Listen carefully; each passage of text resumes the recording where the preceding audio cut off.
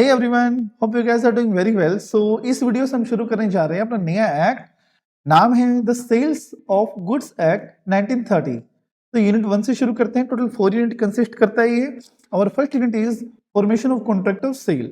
Intro पे चलते हैं। सबसे पहले the act is applicable to the contract related to sale of movable goods only.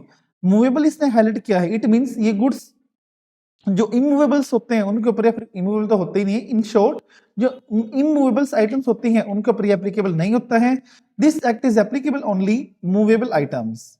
Secondly, the act is not applicable for the sale of immovable properties. In other words, sale of good act is applicable only with the movable properties. ये मैं आपको cover करवा चुका हूँ। In case of immovable property like fields, land, the act is applicable on a transfer of property act 1882, क्योंकि properties के ऊपर जो इमूवेबल होते हैं उनके ऊपर एक्ट अप्लाई होता है 1882। सबसे पहले इस यूनिट से कवर होती हैं definitions. First definition is what is buyer, what is buyer what is buyer and what is seller and what is goods. Buyer कौन होता है? जो बाय करे या बाय करने का एग्रीमेंट करे। The person who buy the good or agree to buy the goods is called as buyer. Who is seller?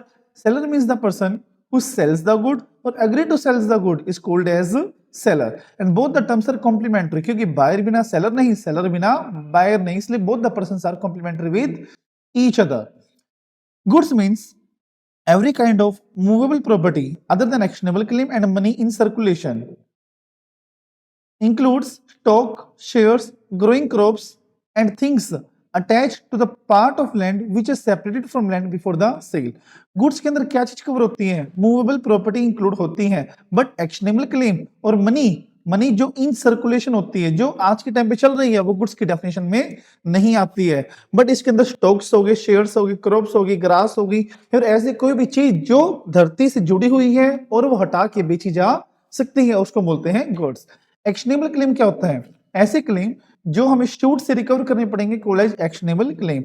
FDs included in the goods as they are freely transferable. जो FDs होती हैं वो one person to another हम transfer कर सकते हैं। That's why FDs included in the definition of goods. As a debt is not movable property, even the FDR and considered as goods because only it can be transferred from one person to another. FD आ सकती है क्योंकि ये transfer हो सकते हैं from one person to another. Further, goods include any type of tangible और intangible. Intangible के गुड्स में आते हैं डेफिनेटली यस, जैसे गुडविल हो गई, कॉपीराइट्स हो गई, पेटेंट्स हो गए, ट्रेडमार्क हो गए, etcetera. Gas, steam, water, electricity का ये भी आते हैं गुड्स में, डेफिनेटली ये भी आते हैं, क्योंकि देखो वाटर हो गया, इसका भी बिल भरते हैं, इलेक्ट्रिसिटी का भी बिल हम भरते हैं, गैस का भी हम भरते हैं, एलपीजी का, तो इसीलिए ये सारी चीज क्या है, ये गुड्स है। Then classification of goods. Steam जैसे आप कह सकते हो, कोई भाप हुई, कोई भी ऐसी चीज जो कि वेपराइजेशन होता है, तो वो भी हमारे गुड्स की डेफिनेशन में आता है। Classification of goods, there are three types of goods. First is existing, second is future, and third is contingent. Further, existing goods are classified into three types. First is specific, second is ascertain, and third is unascertain. What do you mean by existing goods? First चलते हैं इस पे। Existing क्या होता है? These are such goods which are in existence at the time of contract of sale.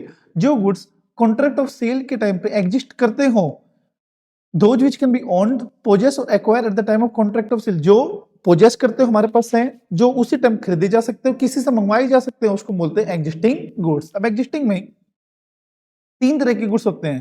First is specific, second is ascertain, third is uncertain. Specific, जो buyer को पता हो कि मुझे ये वाले गुड्स चाहिए, अभी जो सेलर को पता हो कि मुझे पर्टिकुलर गुड्स बायर को देने हैं, वो हमारे होते हैं स्पेसिफिक गुड्स। असर्टेन गुड्स से पहले में पढ़ना पड़ेगा। अनअसर्टेन क्या होता है? अनअसर्टेन होता है आउट ऑफ बल्क क्वांटिटी। मतलब जैसे मेरे सामने 100 केजी का राइस का बैग रखा हुआ है, बायर मेरे पास आया, बोला इसमें से 10 केजी मुझे दे दो। क्या मुझे पता है इस 100 केजी बैग में से कौन से 10 केजी मुझे निकाल के बायर को देने हैं? नहीं पता। तो इसलिए ये बैग क्या हुआ 100 केजी का, that is uncertain good. Bulk of quantity, जिसमें मुझे ना पता हो कि बायर को गुड्स कौन से मिलने हैं, उसको बोलते हैं अनअसर्टेन गुड। बट अगर मैं बायर के लिए इसमें से 10 केजी निकाल के अलग से रख दूं, 10 केजी निकाल के अलग से रख दो, तो उसको बोलते हैं असर्टेन गुड्स। मतलब out of the bulk quantity the seller sorted the goods for the buyer, then it is called as ascertain goods. तो ascertain कौन सा होता है? These are the goods which are identified in accordance with the agreement And uncertain, these are the goods which are not specifically identified at the time of making of contract. जो identified ना हो कि मुझे कौन से मिलेंगे वो uncertain, जो पता हो कि मुझे इनमें से ये वाले मिलेंगे तो ये असर्टेन हो गया। और जब वो बल्क में से लोड्स में से अलग हो गया हो तो वो कवर हो जाएगा हमारा असर्टेन में। Then our point is future good. चलो एक पॉइंट और बताता हूं मैं, जो अनसर्टेन होता है उसे डिस्क्रिप्शन से बता सकते हैं, सैंपल से। जैसे चावल का मैंने सैंपल दिखा दिया कि आपको ये मिलेगा, ये मैंने बता दिया भाई बासमती चावल है ये मिलेंगे आपको, तो वो होता है uncertain goods. Future goods, future good कौन से, जो कि मैन्युफैक्चर फ्यूचर डेट पे होने हो और प्रोड्यूस होने हो सेलर के द्वारा, तो वो होते हैं future good. Contract of sale future good is always an agreement to sell. Future goods का कॉन्ट्रैक्ट ऑफ सेल करना हमेशा एग्रीमेंट टू सेल होता है। क्यों? क्योंकि आज हमारे पास गुड्स नहीं होते, मुझे किसी फ्यूचर डेट्स पे गुड्स परचेज करने होते हैं। Then contingent goods, contingent good जो acquisition of which depend upon the uncertain event are called as contingent good. जिनका एक्विजिशन करना किसी अनसर्टेन इवेंट के ऊपर डिपेंड हो उसको बोलते हैं कंटीजेंट गुड्स, और ये भी एग्रीमेंट टू सेल होता है। अब पता है क्या आपको मेन डिफरेंस क्या होता है कंटीजेंट और फ्यूचर में? फ्यूचर में प्रॉपर्टी पास नहीं होती और कंटीजेंट में भी कॉन्ट्रैक्ट ऑफ सेल पे प्रॉपर्टी पास नहीं होती। मेन डिफरेंस है, सिमिलरिटी है। अब पॉइंट यहाँ पे क्या है, दोनों में डिफरेंस क्या है ये मैं आपको बताता हूँ। दोनों में डिफरेंस ये है, जो फ्यूचर गुड्स होते हैं ना उसमें श्योरिटी होती है कि उस डेट पे ये गुड्स हमें मिल ही जाएंगे। जैसे हमने कोई ऑर्डर प्लेस कर दिया कि मुझे ये कस्टमाइज गुड्स चाहिए हैं तो वो मेरे लिए बना के दे देगा, ओके फ्यूचर गुड। बट जिसमें गारंटी ना हो, कंटीजेंट हो कि कोई और पर्सन उसको देगा तो मुझे वो मिलेंगे, तो उसको हम बोलते हैं कंटीजेंट गुड, जिसका भी श्योरिटी ना हो। यहाँ पे 10 सेकंड का ब्रेक, अभी आया मैं 1 मिनट में।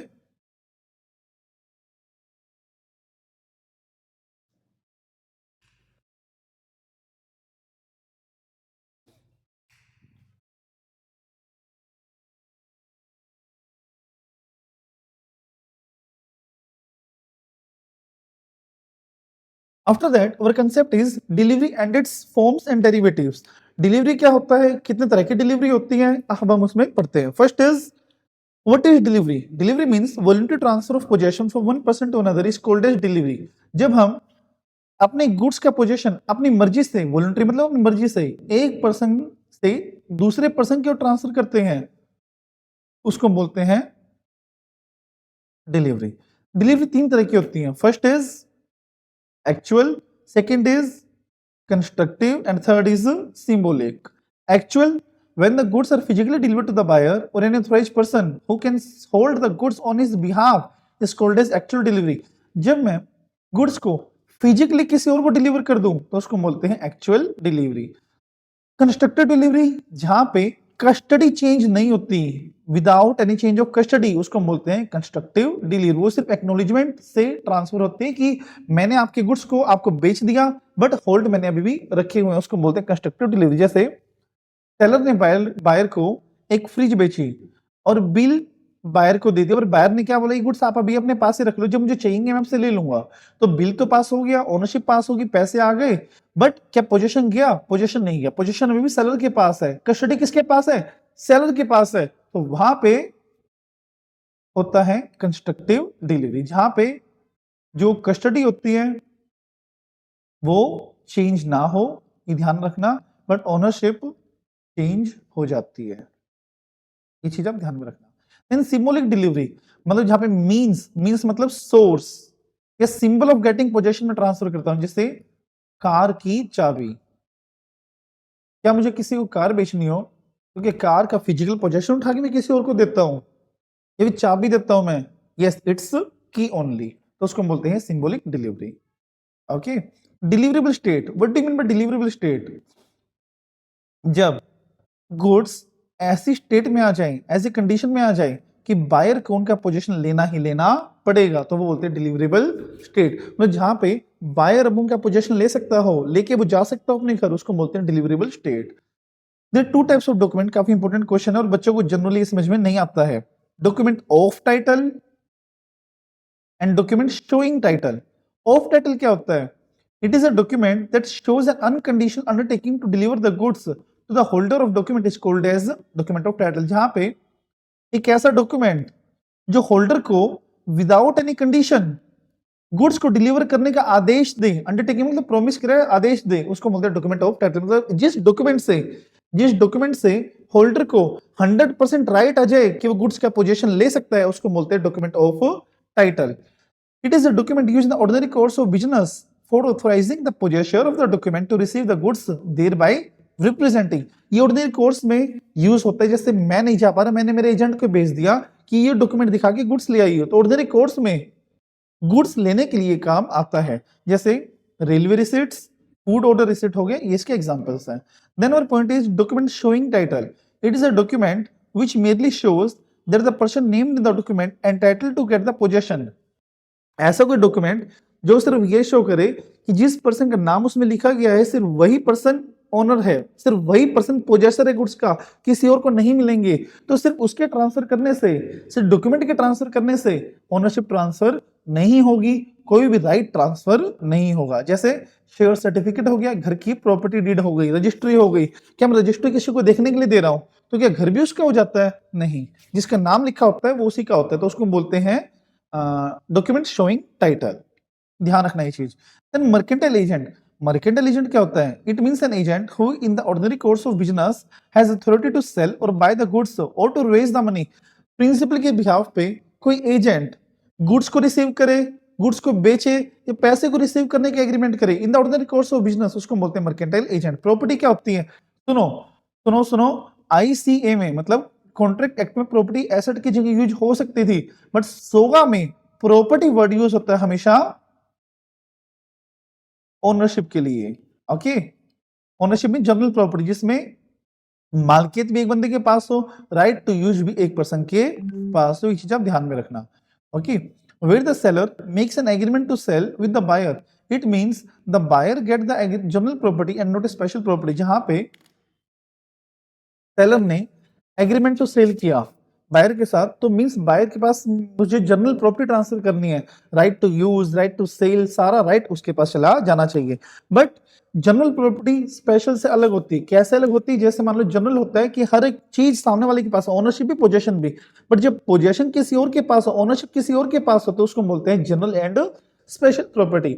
जब किसी पर्सन के पास सिर्फ पोजेशन हो उसको बोलते हैं स्पेशल प्रॉपर्टी. मतलब जैसे मान लो गोल्ड लोन लिया है किसी ने, गोल्ड उठा के बैंक के पास रख दिया. अब गोल्ड का ओनर कौन है?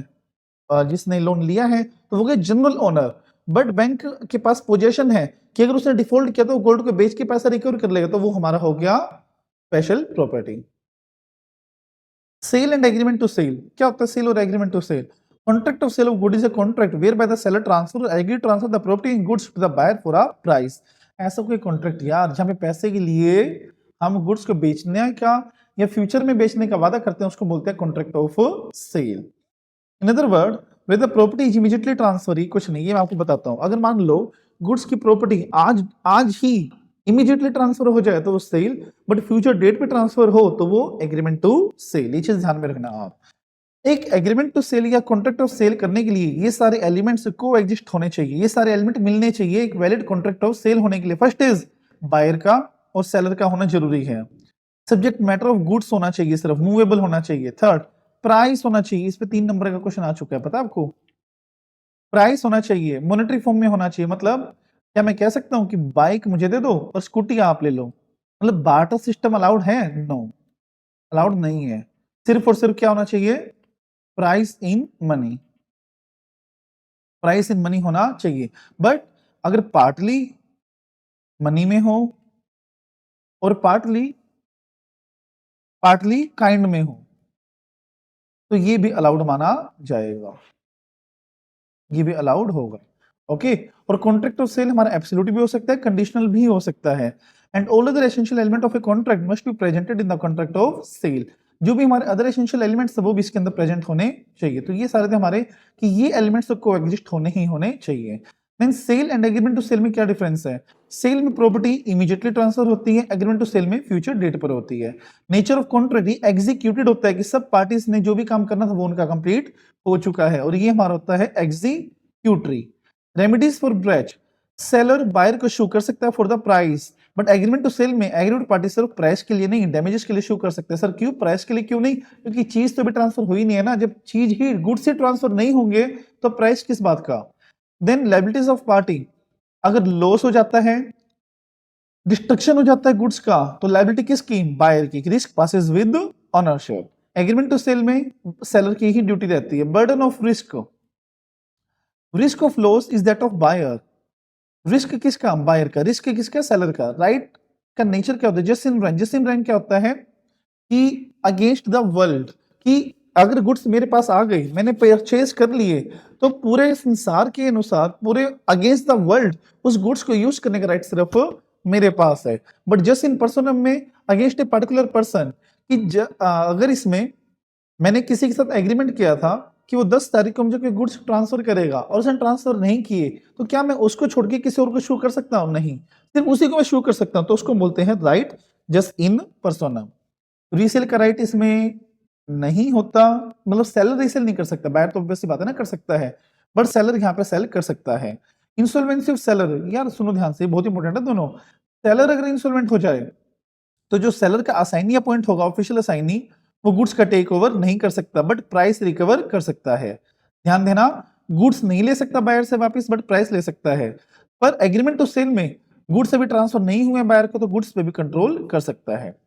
बायर अगर इंसॉल्वेंट होता है तो असाइनी बायर का गुड्स पे कंट्रोल कर सकता है, बट अगर एग्रीमेंट टू सेल है तो गुड्स बायर के भी नहीं हुए तो कोई उसका राइट नहीं होगा, ये ध्यान में रखना।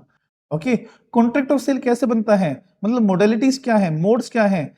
जैसे आप कह सकते हो ऑफर टू बाय और सेल, एक्सेप्टेंस ऑफ सेल, मतलब ऑफर प्लस एक्सेप्टेंस होना चाहिए, इमीडिएटली डिलीवरी हो सकती है गुड्स की, इमीडिएटली पेमेंट हो सकती है, ये ना और है सारे, इनमें से कुछ भी हो सकता है।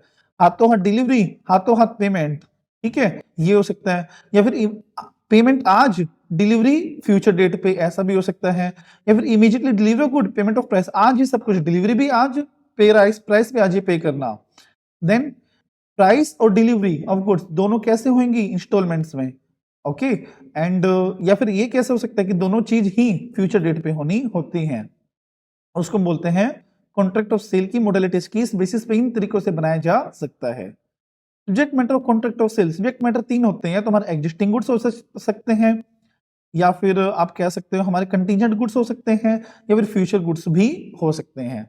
Goods perishing before making the contract, ये ना 3 पॉइंट है, इसमें एज इट इज आपको लिख के आने हैं। तीनों का जो जोड़ है ना वो एक ही बनता है। अगर गुड्स हमारे पेरिश हो जाते हैं, खराब हो जाते हैं एग्रीमेंट टू सेल बनने के बाद, या फिर फ्यूचर गुड्स के जो एग्रीमेंट हमने किया था वो पेरिश हो जाते हैं, तो अल्टीमेटली कॉन्ट्रैक्ट हमारा हो जाता है void बस।